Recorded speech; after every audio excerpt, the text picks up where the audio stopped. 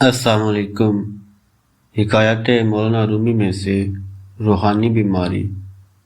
تمام نئے آنے والے دوست سے گزارش ہے چینل کو سبسکرائب کریں اور بیل آئیکن کو ضرور پریس کریں۔ حضرت شعیب علیہ السلام کے زمانے میں ایک آدمی اکثر یہ کہتا رہتا تھا کہ مجھ سے بے شمار گناہ اور جرم سرزد ہوتے رہتے ہیں، اللہ کے کرم سے مجھے کچھ نہیں ہوتا۔ حضرت شعیب علیہ السلام نے جب اس کی یہ باتیں سنی تو فرمانے لگے، ارے بے وقوف، تو صراط مستقیم سے بھٹک گیا ہے۔ تیری مثال اس سیاہ دیگ کی سی ہے جس پر اسی کا رنگ چڑھتا رہتا ہے۔ اسی طرح تیرے اعمال بد نے تیری روح کی پیشانی بے نور کر دی ہے۔ تیرے قلب پر زنگ کی اتنی تہیں چڑھ گئی ہیں کہ تجھے خدا کے بھید دکھائی نہیں دیتے۔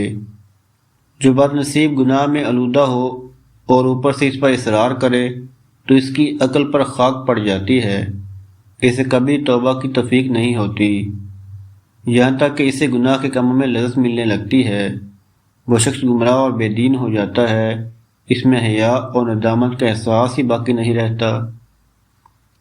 حضرت شعیب علیہ السلام کی یہ باتیں سن کر اس شخص نے کہا، آپ علیہ السلام نے بجا فرمایا، لیکن یہ تو بتائیے کہ اگر اللہ تعالیٰ میرے گناہوں کا مواخذہ کرتا ہے تو اس کی علامت کیا ہے؟ بارگاہ خدا بندی سے ارشاد ہوا، میں ستار العیوب ہوں۔